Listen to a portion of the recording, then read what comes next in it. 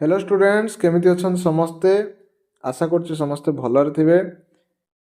पिला माने समस्ते आमर देशर आर्मी को भल पाओ मु जानिछि, किंतु आज आमे कोन करिबा आर्मी वालांकर गोटे लाइन अछि सेथुरु आमे मोटिवेशन नबा। तांके कुहंती जे जितना रगड़ा उतना तगड़ा, माने जेते परिश्रम करिवो सेते भल तमर कोन मिलिवो रिजल्ट मिलिवो।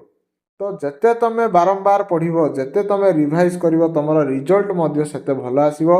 सेतिपई क्वेश्चन देखुथाओ, विभिन्न प्रकार क्वेश्चन करुथाओ, रिविजन करुथाओ, प्रैक्टिस करुथाओ, निश्चित भाव में तुमको यार फल मिलिबो। तो आज आम स्टार्ट करिया प्रथम क्वेश्चन रो। ओडिशार प्रथम मुद्रण यंत्र केउ नाम रे प्रतिष्ठित थिला सेटा होची कौन कटक मिशन प्रेस। ऑप्शन कौन सी हम उत्तर कटक मिशन प्रेस। उत्कल दीपिका ର ସମ୍ପାଦକ କିଏ ଥିଲେ? ଆମେ ସମସ୍ତେ ଜାଣିଛନ୍ତି ସିଏ ହେଉଛନ୍ତି Gauri Shankar Ray. Third number question, କେଉଁମାନେ ପାର୍ସୀ ଭାଷାକୁ ଓଡ଼ିଶାର ରାଜଭାଷାର ମାନ୍ୟତା ଦେଇଥିଲେ? ମାନେ କେଉଁମାନେ ଆସିଥିଲେ ଆଉ କହିଥିଲେ ଯେ ପାର୍ସୀ ଭାଷା ହେବ ତମର ରାଜଭାଷା, ମାନେ ସବୁକିଛି ପାର୍ସୀ ଭାଷାରେ ହେବ। ତାହା ହେଉଛି ଆମର ଆନ୍ସର କ'ଣ ମରହଟ୍ଟା ମାନେ ସେମିତି କରିଥିଲେ। କେବେ କଟକର କଲେକ୍ଟର ବଙ୍ଗଳା ଭାଷାକୁ ସରକାରୀ ଭାଷାର ମାନ୍ୟତା ଦେଇଥିଲେ? এই চারটা অপশন কোণ হব? আনসর হব 1849 মସିହାରେ। ইংরেজ শাসন সমୟରେ ସମ୍ବଲପୁର କେଉଁ ପ୍ରଦେଶରେ ମିଶିଥିଲା?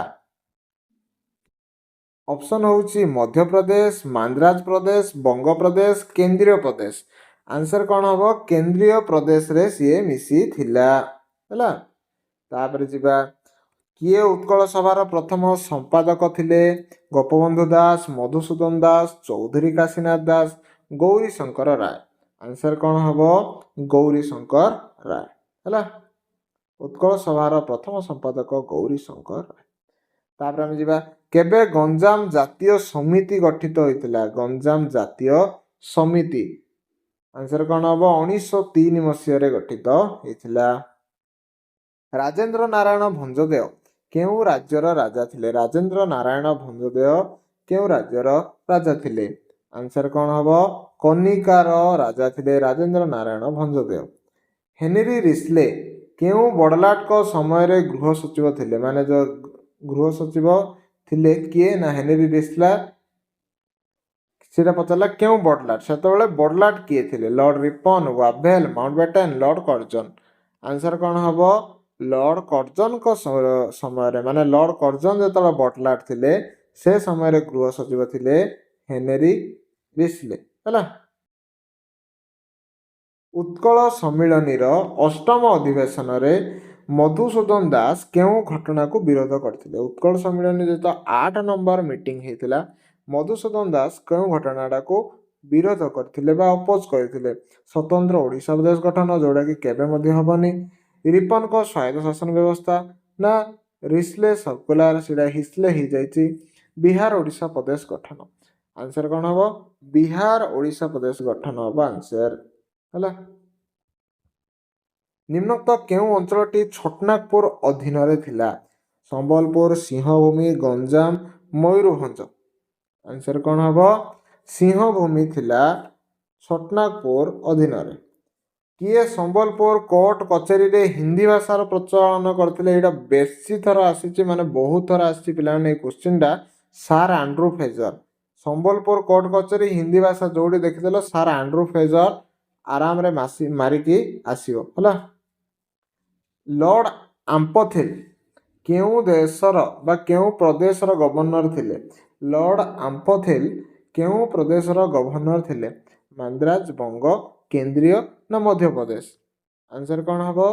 ମାନ୍ଦ୍ରାଜର। ଶଶିଭୂଷଣ ରଥ କେଉଁ ବିଧାନ ପରିଷଦର ସଦସ୍ୟ ଥିଲେ? ଶଶିଭୂଷଣ ରଥ କେଉଁ ବିଧାନ ପରିଷଦର ସଦସ୍ୟ ଥିଲେ? କେନ୍ଦ୍ରୀୟ ପ୍ରଦେଶ, ମାନ୍ଦ୍ରାଜ ପ୍ରଦେଶ, ମଧ୍ୟପ୍ରଦେଶ ନା ବଙ୍ଗଳା? ଆନ୍ସର କ'ଣ ହବ? ମାନ୍ଦ୍ରାଜର ବିଧାନ ପରିଷଦର ସଦସ୍ୟ ଥିଲେ। ଉତ୍କଳ ସମ୍ମିଳନୀର ସଦସ୍ୟମାନେ କେଉଁଠାରେ ସାଇମନ କମିଶନକୁ ସ୍ୱାଗତ କରିଥିଲେ? ମୁଁ କହିଥିଲି ଯେତେବେଳେ ପୁରା ଦେଶ ବିରୋଧ କରିଥିଲା ସେତେବେଳେ ଆମର ଓଡ଼ିଶାର କିଛି ସଦସ୍ୟମାନେ ମାନେ ଉତ୍କଳ ସମ୍ମିଳନୀର ସଦସ୍ୟମାନେ ସାଇମନ କମିଶନକୁ ସ୍ୱାଗତ କରିଥିଲେ, କିନ୍ତୁ ସେଇଟା କୋଉଠି? ଆନ୍ସର କ'ଣ ହବ? ପାଟନା ଠାରେ ତାଙ୍କେ ସ୍ୱାଗତ ଜଣାଇଥିଲେ। ହେଲା, ନିମ୍ନଲିଖିତ ମଧ୍ୟରୁ କିଏ ରାଷ୍ଟ୍ରପତି ନିର୍ବାଚନରେ ମତଦାନ କରିନଥାନ୍ତି, ମାନେ କିଏ ଭୋଟ ଦେଇ ନଥାନ୍ତି ବୋଲି କହିଲା। ଦେଖ, ଲୋକସଭାର ନିର୍ବାଚିତ ସଦସ୍ୟ, ହଁ ଏମାନେ ଦେବେ। ନିର୍ବାଚିତ ଯେଉଁମାନେ ହେଇଛନ୍ତି ଭୋଟ ଦେଇକି ଯାଇଛନ୍ତି ସେମାନେ ଦେବେ। ରାଜ୍ୟସଭାର ହେଲେ ନିର୍ବାଚିତ ସଦସ୍ୟ ବି ଦେବେ। ରାଜ୍ୟ ବିଧାନସଭାର ସଦସ୍ୟ ମଧ୍ୟ ଦେବେ, କିନ୍ତୁ ମନୋନୀତ ଯାହାକୁ କରାହେଇଛି ମାନେ ନିଜେ ରାଷ୍ଟ୍ରପତି ଯାହାକୁ ବାଛିଛନ୍ତି, ହେଲା 12 ଜଣ ସଦସ୍ୟ ଯେଉଁଟାକି ସେମାନେ ଦେଇପାରିବେ ନାହିଁ। ପିଲାମାନେ କମେଣ୍ଟରେ ଗୋଟେ ଥର ମୁଁ ପଚାରିଥିଲି ଯେ ରାଷ୍ଟ୍ରପତି କି କିଏ ମତଦାନ କରିଥାନ୍ତି, ସେଥିରେ କମେଣ୍ଟ ଆକା ମାନେ କମେଣ୍ଟ ତ ଭୁଲ, କିନ୍ତୁ ଅପସନ୍ ହିଁ ଭୁଲ ଦେଇଥିଲା ସେ ପେପରରେ, ମାନେ ସବୁ ଯାକ ହବ ଯେଉଁଟାକି ସେଥିରେ ଦେଇନଥିଲା। ହେଲା କି, ଯେମିତିକି ରାଜ୍ୟ ବିଧାନସଭାର ସଦସ୍ୟ ହେଲେ ଦେଇପାରିବ, ରାଜ୍ୟ ବିଧାନସଭାର ନିର୍ବାଚିତ ସଦସ୍ୟ, ହେଲା ବିଧାନସଭାର ଆଉ ରାଜ୍ୟସଭାର ଆଉ ଲୋକସଭାର, କିନ୍ତୁ ସେଥିରେ ଗୋଟେ ହିଁ ଦେଇଥିଲା, ଗୋଟେ ଦୁଇଟା ହିଁ ଦେଇଥିଲା। ସେଇଥିପାଇଁ ସେଇ କମେଣ୍ଟର ଆନ୍ସର ଟିକେ ମାନେ ଭୁଲ ହେଇଥିଲା, ଯେହେତୁ ଅପସନ୍ ହିଁ ଭୁଲ ଥିଲା କମେଣ୍ଟ ଭୁଲ ରହିବ। ହେଲା କି, ନେକ୍ସଟ ଆମେ ଯିବା, କିଏ ଲୋକସଭା ନିର୍ବାଚନରେ ରିଟର୍ଣ୍ଣିଂ ଅଫିସର ଭାବେ କାର୍ଯ୍ୟ କରନ୍ତି? ତ ପିଲାମାନେ ଅପସନ୍ ଦେଲା ନିର୍ବାଚନ ଆୟୋଗ, ଗୋଷ୍ଠୀ ଉନ୍ନୟନ ଅଧିକାରୀ, ଜିଲ୍ଲାପାଳ, ଉପଜିଲ୍ଲାପାଳ। ଆନ୍ସର କ'ଣ ହବ? ଆନ୍ସର ହବ ଜିଲ୍ଲାପାଳ। ପିଲାମାନେ ଏଇ କ୍ୱେଶ୍ଚିନ୍ଟା ବି ଶିକ୍ଷା ସମ୍ବାଦରେ ଭୁଲ ଦେଇଥିଲା। ହେଲା, ମୁଁ ତାକୁ କ'ଣ କରିଥିଲି, ଠିକ୍ କରିକି ଫଟୋ ମଧ୍ୟ ଛାଡ଼ିଥିଲି ଆମର ଗ୍ରୁପରେ ଯେ ଏଇ କ୍ୱେଶ୍ଚିନ୍ଟା ଭୁଲ ଦେଇଛି, ପିଲାମାନେ ଦେଖିଦିଅ କହିକି ପେଜ୍ ନମ୍ବର ବି କହିଥିଲି ମୁଁ। କାରଣ ଶିକ୍ଷା ସମ୍ବାଦ ମୁଁ ଏଇଥିପାଇଁ ଭିଡ଼ିଓ ହିଁ ବନଉନି ଯେ ସେଥିରେ ମାନେ ଅପସନ୍ ଗୁଡ଼ାକ ଆନ୍ସର ଗୁଡ଼ାକ ମାନେ ଟିକେ ଅଲଗା ଟାଇପ୍ର ଦେଇଥାଉଛନ୍ତି, କେତେବେଳେ ଅପସନ୍ ଭୁଲ ଥାଉଛି ତ କେତେବେଳେ ଆନ୍ସର ଭୁଲ ଥାଉଛି। ସେଇଥିପାଇଁ ମୁଁ ଶିକ୍ଷା ସମ୍ବାଦର ଭିଡ଼ିଓ ଆଣୁନାହିଁ, କାରଣ ଭୁଲ ଇନଫର୍ମେସନ୍ ତୁମମାନଙ୍କୁ ପହଞ୍ଚିଲେ ତୁମମାନେ ଯେହେତୁ ଆମ ଉପରେ ଭରସା କରୁଛ, ତୁମମାନେ ସେଇଟା ଲେଖିକି ଆସିଯିବ।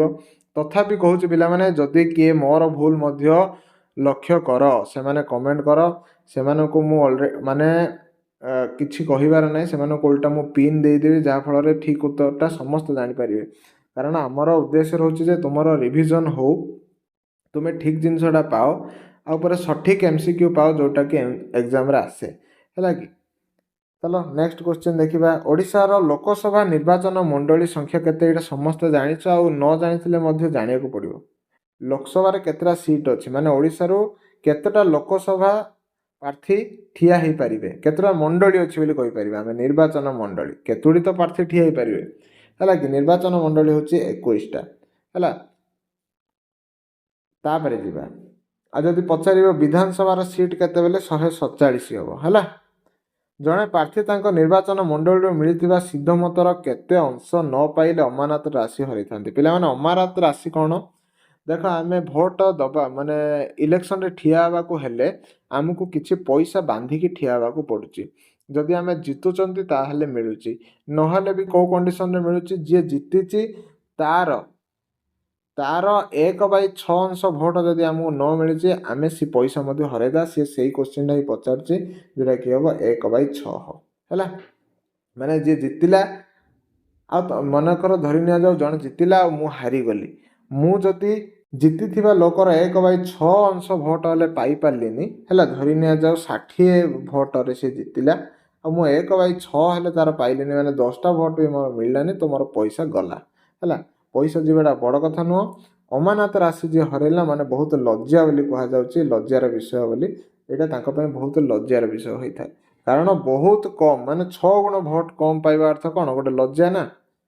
କିଏ ରାଜ୍ୟ ନିର୍ବାଚନ ଆୟୁକ୍ତଙ୍କୁ ନିଯୁକ୍ତ କରନ୍ତି? ରାଜ୍ୟ ନିର୍ବାଚନ ଆୟୁକ୍ତଙ୍କୁ 20ର ଆନ୍ସର କ'ଣ ହେବ ପିଲାମାନେ? ରାଜ୍ୟପାଳ।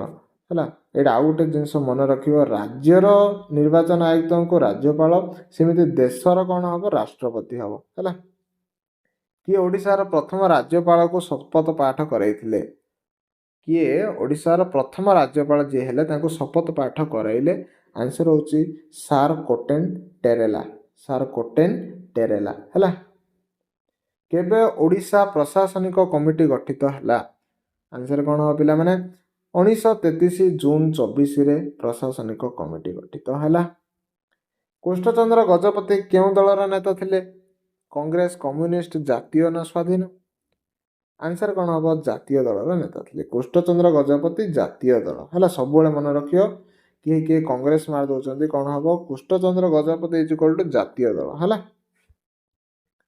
କିଏ ଓଡ଼ିଶାର ପ୍ରଥମ ବିଧାନସଭାର ପ୍ରଥମ ବାଚସ୍ପତି ହେଇଥିଲେ? ପ୍ରଥମ ବାଚସ୍ପତି, ପିଲାମାନେ ବଢ଼ିଆ କୋଶ୍ଚିନ୍ଟା। ହେଲା, ମୁଁ ବଢ଼ିଆ ଏଇଟା ନାଁକୁ ରିଲେଟ୍ କରିକି ମନେ ରଖିଥିଲି, କାରଣ ମୋ ସାଙ୍ଗର ଗୋସାଇଁ ବାପାଙ୍କ ନାମ, ହେଲା, ମାନେ ମୋ ସାଙ୍ଗର ବାପାଙ୍କ ନାମ ଥିଲା ଏଇଟା, ହେଲା କି, ସେଇଥିରୁ ମୁଁ ରିଲେଟ୍ କରିକି ରଖିଥିଲି ଏଇଟା, ଆଉ ଏକ୍ଜାମ୍ରେ ବି ଆସିଥିଲା, ମୁଁ ଆକୁ ଠିକ୍ କରିକି ଆସିଲି। ହେଲା, ମୁକୁନ୍ଦ ପ୍ରସାଦ ଦାସ। ହେଲା, ପ୍ରଥମ ବାଚସ୍ପତି କେଉଁଠର ନା ପ୍ରଥମ ବିଧାନସଭାର। 1939 ନଭେମ୍ବରରେ ଓଡ଼ିଶାର କଂଗ୍ରେସ ମନ୍ତ୍ରିମଣ୍ଡଳ କାହିଁକି ଇସ୍ତଫା ଦେଇଥିଲେ? କାରଣ କ'ଣ ହେବ? କାରଣ ଇଂରେଜ ସରକାରଙ୍କର ଯୁଦ୍ଧ ନୀତିକୁ ବିରୋଧ କରିକିରି ଦେଇଥିଲେ। ମନେ ରହିଲା, 1939 ନଭେମ୍ବର ଓଡ଼ିଶାର କଂଗ୍ରେସ ମନ୍ତ୍ରିମଣ୍ଡଳ ଇସ୍ତଫା ଦେଲା, କାରଣ ହେଉଛି ଇଂରେଜ ସରକାରଙ୍କ ଯୁଦ୍ଧ ନୀତିକୁ ବିରୋଧ କରିକି।